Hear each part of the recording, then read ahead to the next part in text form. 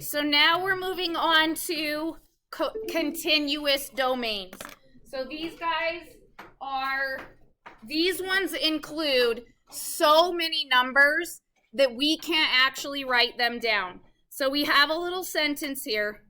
When a function is continuous,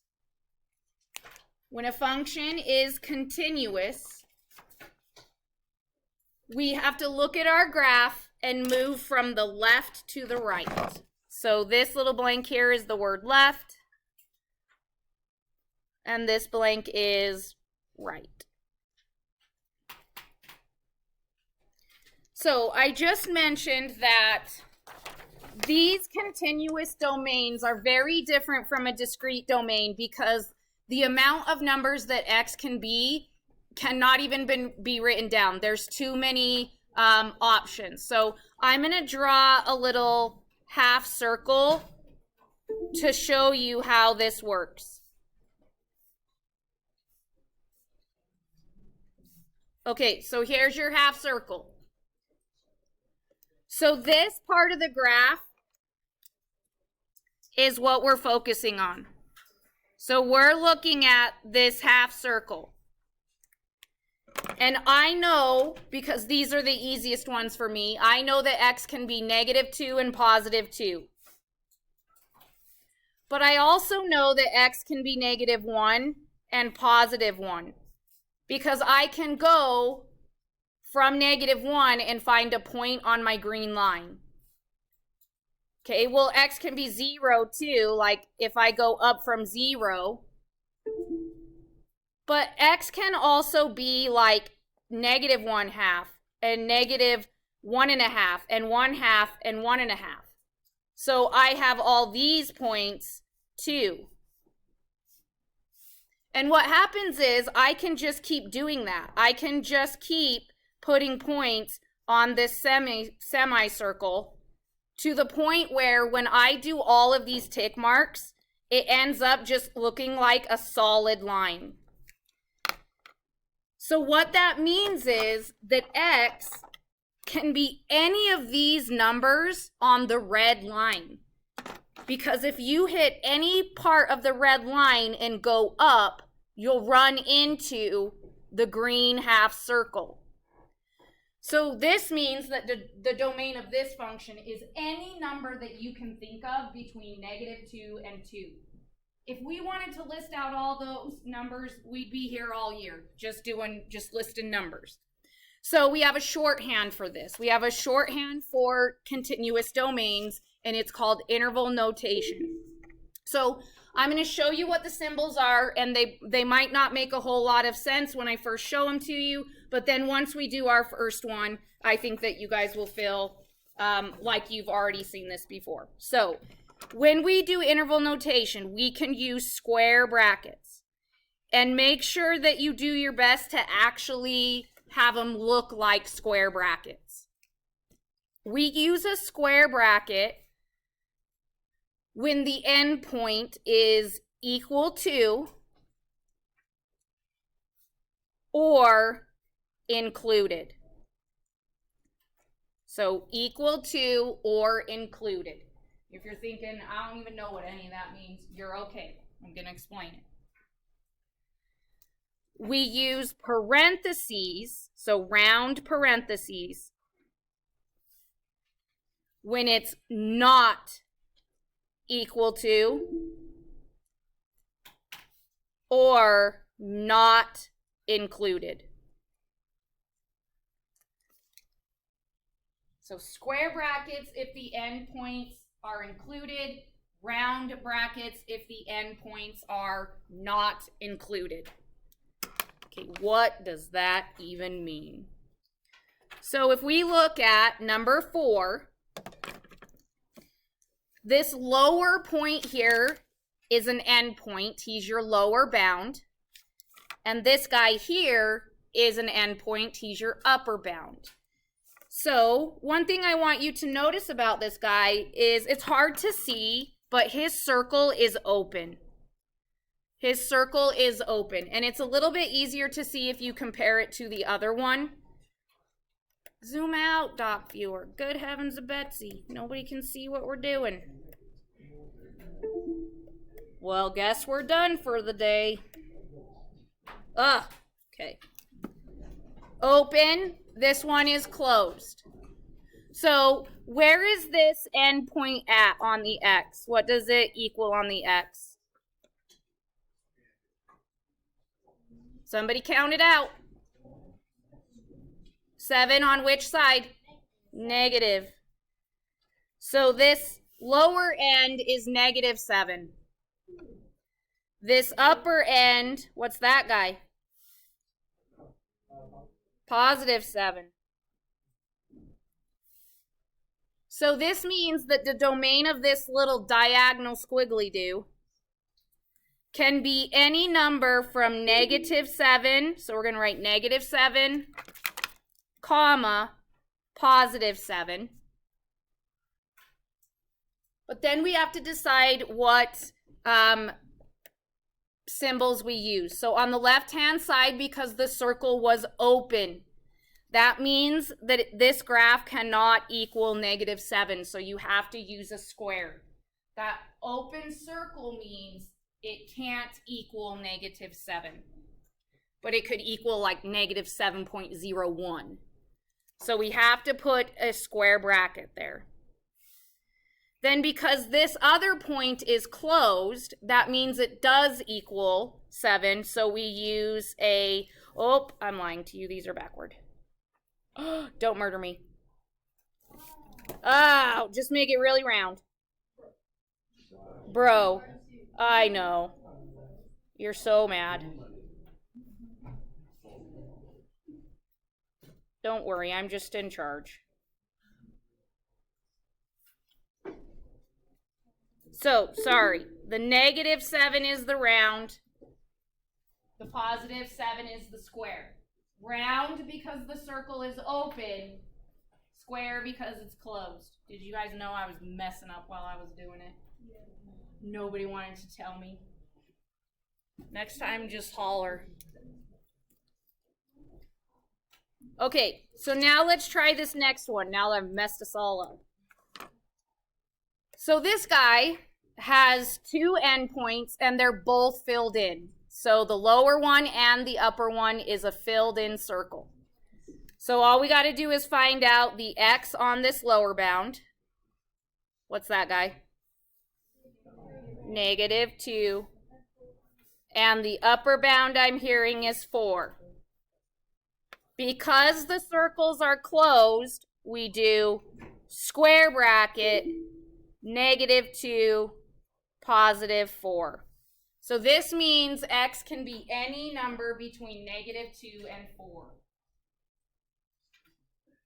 So just to remind myself so that I don't keep messing this up, over here, I'm going to write, okay, if my dot or point is filled in, then I use the square.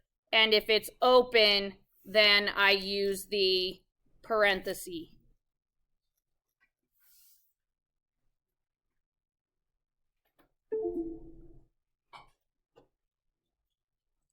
Okay, so then number 3, he's slightly different because his lower bound is a closed point, but his upper bound is an arrow.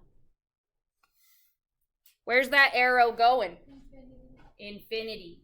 So that arrow means this graph is just going to keep going on forever and ever and ever. Amen. So I have a hard time drawing my infinity, so I just draw 2 circles right next to each other. Okay, our lower bound is where x is 3. So I'm going to start with 3, and it's a filled in circle, so I'm going to use a square bracket, comma, infinity, parenthesis. Why do we use a parenthesis?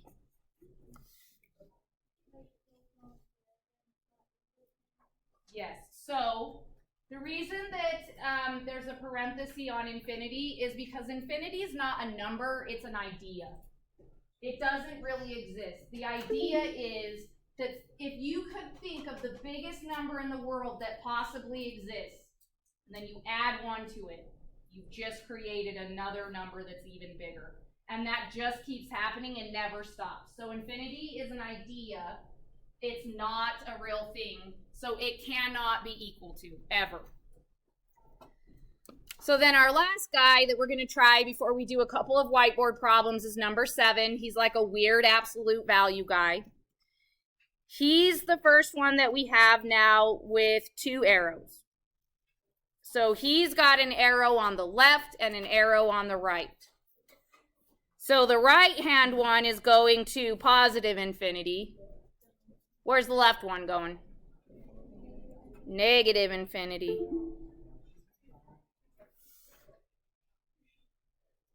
Which means that there is no restriction on what x can be. X can be any number from negative infinity to positive infinity. Notice they're both parentheses this time because you cannot equal infinity, either on the negative or the positive. The other thing that you can say is all reals. The other thing that you can say is all reals. What this means is x can be any real number that exists. Well, aren't all numbers real? No. Sometimes you have like 5i, 5 imaginary.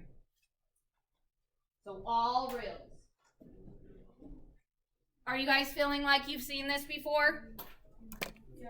Yeah? Okay, so let's practice a couple on your whiteboard. We're practicing. Here we go. Okay, let's do this one first.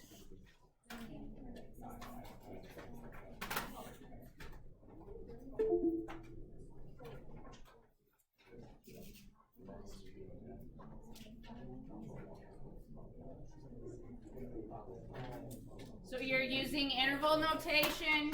You're going to write the 2 numbers and decide if it's a parenthesis or a square bracket.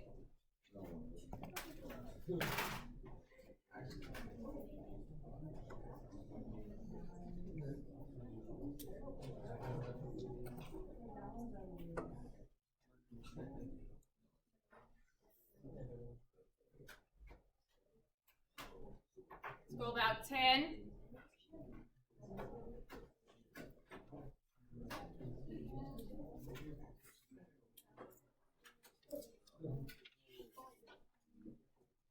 Five.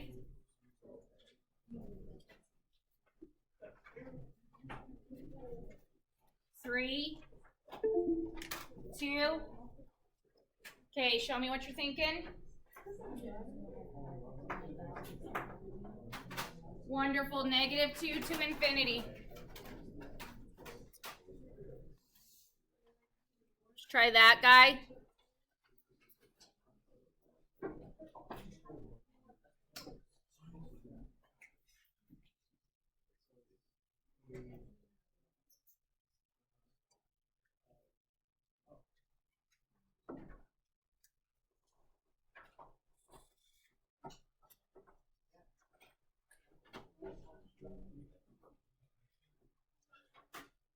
About 10.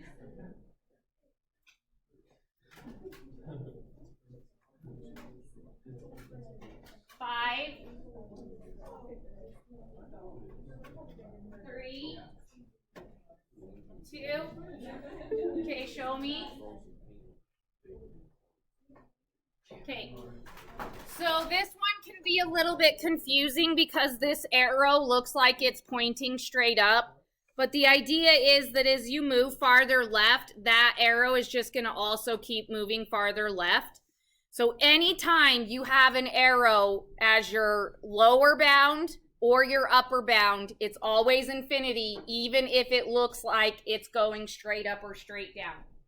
So this one is negative infinity to 4 with parentheses on both sides.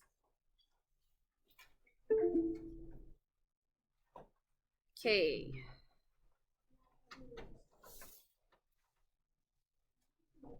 Try that guy.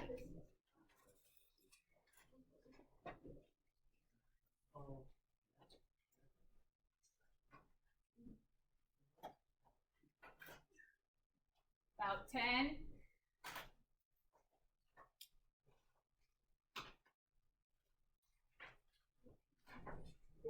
5.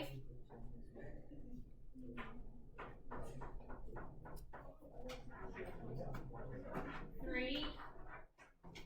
2. Okay, show me what you're thinking. Excellent. All reals or negative infinity to infinity. Okay, let's do 2 that are maybe not as straightforward. So let's try this guy.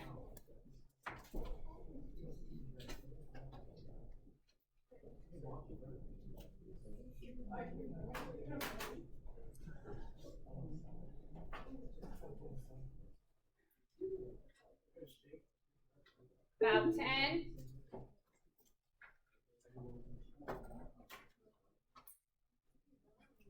5. 3. 2. Okay, show me what you're thinking. All reals are negative infinity to infinity. Okay, this last one really is a challenge, so you just do the best that you can. What would this domain be?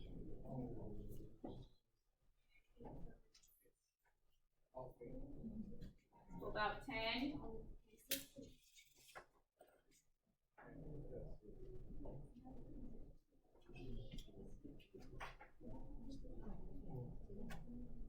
5.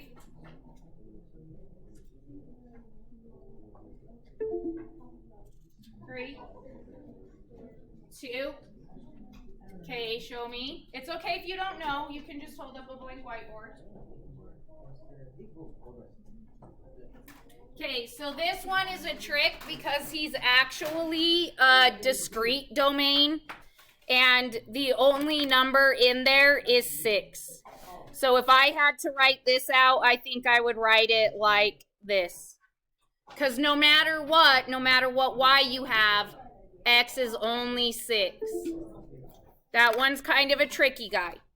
Okay, we have a couple more problems and then we are literally done for the day, with plenty of time for you to do your quiz. Okay, hop to number 9. Number 9, you already did, you did one similar on the whiteboards. So we have an arrow on the left. Arrows always mean infinity or negative infinity. And I know it cannot equal that. So on the right, what are you guys thinking?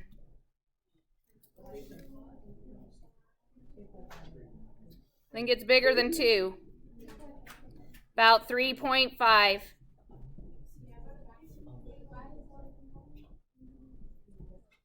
Because you have 1, 2, 3.5. Do you see what's happening?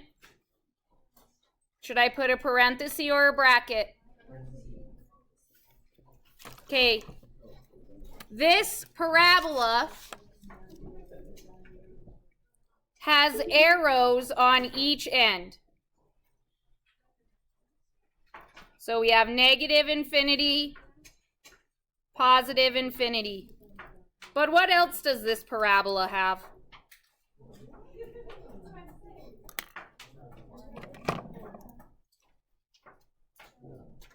Can you guys see it? Talon. That point at the top. Hey, remember that thing that we have with the seating chart? And like, if you can drive, you should be able to choose your seat. And like, if you can drive, you should know when you shouldn't be talking because I'm talking. Let's practice that. Or maybe let's move. Just saying. Talon is noticing this point at the top. That is called a point of discontinuity. So on your quiz, it has a section where it specifically says, the last two questions say, list the point or points of discontinuity. So that's what I'm going to write underneath it just as a reminder. Point of discontinuity. What a word.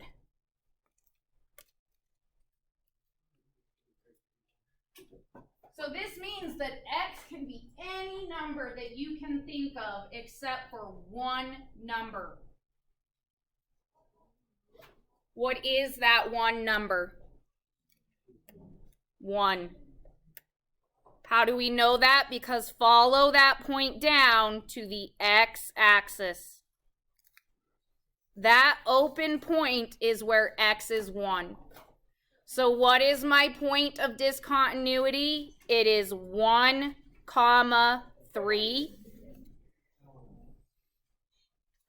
And it's telling me that we have an issue when x is 1.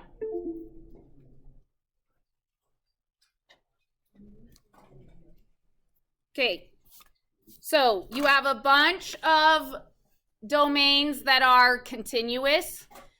You have a few domains that will be discrete. And then you have one section that specifically says, list the point or points of discontinuity. So the one last thing that I need to show you, and it will literally take less than 5 minutes, maybe only 3 minutes, is this inequality notation. So inequalities are less thans, greater thans, less thans or equal tos, greater thans or equal tos. All of these continuous domains, so 4 through 9, all of them can be written in with inequalities. We're not going to do that because it's more reserved for your upper level math, but I do want to show you two that are really important. You will use a less than when or a greater than when your point is open. You use the less than or the greater than when the point is open. You use the equal tos when the point is closed. And we are going to focus on the ones with only one arrow. So we're going to look at 6 and 9 only. We want to just look at these two problems. That's it. You know what symbol to use based on where the arrow is pointing. So if the arrow is pointing left, you use the symbol that is also pointing left. So if the arrow points left, symbol points left. Arrow points right, symbol points right. And it's the same for the less than or equal tos and the greater than or equal tos.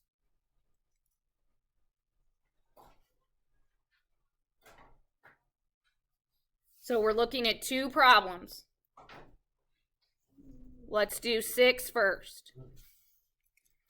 So when we do inequality notation, you always start with x, because you're going to say, what can x equal? So x, x. Then, number 6. Our arrow is pointing to the right, so we are going to use a greater than symbol or the symbol that points to the right. Now you look at your other end, your point is full. So you use the equals to on the bottom of your symbol. And then the number that you use is the number in your interval. It is 3. So this interval is the same as saying x can be any number greater than or equal to 3. Okay, you guys try this one real quick. So choose your symbol based on where it's pointing. Use the number in the interval.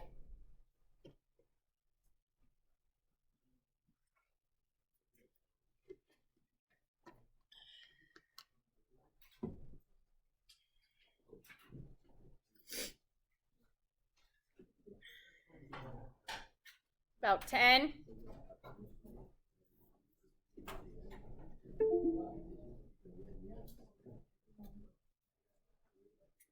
3. Okay, this one is pointing to the left. It is not filled in, and it is at 3.5. So X can be any number less than 3.5. We're going to do 5 or less whiteboard questions, and then you are done with lesson and can spend 30 minutes on your quiz. So write this one in inequality notation. So use X, less than, greater than, and then the number. So you try inequality notation on number 6.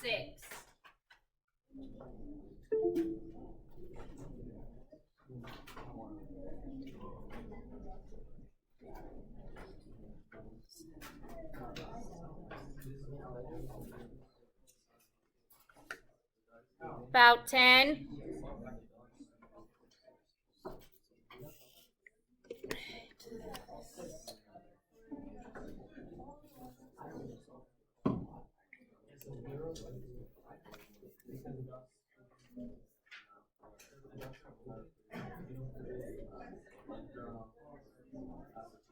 Five, 3, 2. Okay, show me. Thank you for those of you guys that are hanging in. I really appreciate it. I hear some of you guys helping each other, and that's awesome. X is greater than or equal to -4. Okay, try 5. Inequality notation.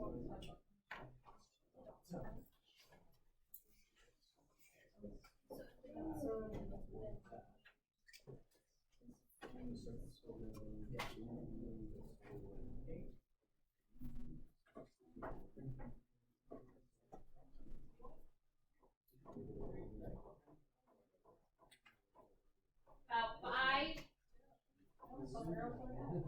Inequality notation on number 5. 3, 2. Okay, show me.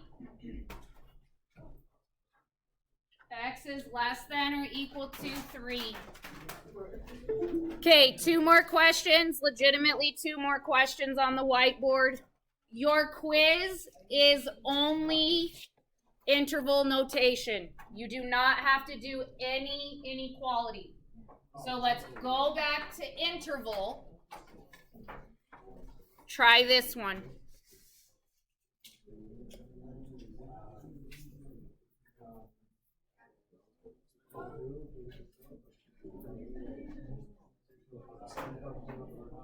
I know it's weird, but give it a try.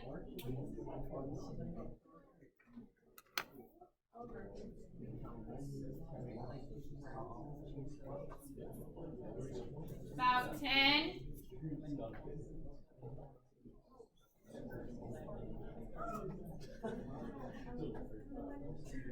5. 3, 2. Okay, show me what you're thinking. If you don't know, just hold up a blank whiteboard. That's okay. Okay, so remember, guys, I need you to be listening because this is one of your quiz questions. So we're actually like doing your work now. Some of y'all are being so damn rude. So please, 2 more questions. Like, hang in there. This goes back to when I was telling you about how if there is an arrow on the left and an arrow on the right, they're always going to infinity. So this is all reals. It's negative infinity to positive infinity, even though it's only on the negative side. Because the longer this graph goes on for, the farther those ends start to reach out. Okay, one last one. This really is the last one. And it's another one that makes you think. I realize that there is no points. So you just make your best guess. What do you think this domain would be?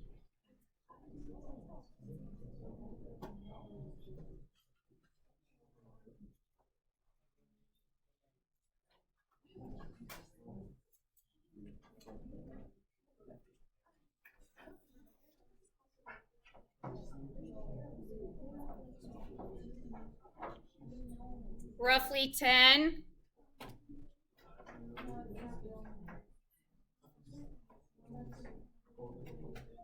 Five.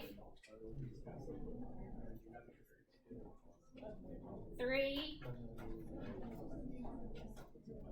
2. Okay, show me what you're thinking. Okay, so are there arrows on the ends? No. So it's not infinities. Is there any open points? No. So that means that we have to assume that it can equal 0 and it can equal 360. So your domain is bracket 0 to 360 square bracket. Okay? Those two that we just did are the ones that are the hardest on the quiz, and you now have them done. So for your quiz, I'm going to bring you this packet. It's all 6 of your quizzes. Yes, are you listening?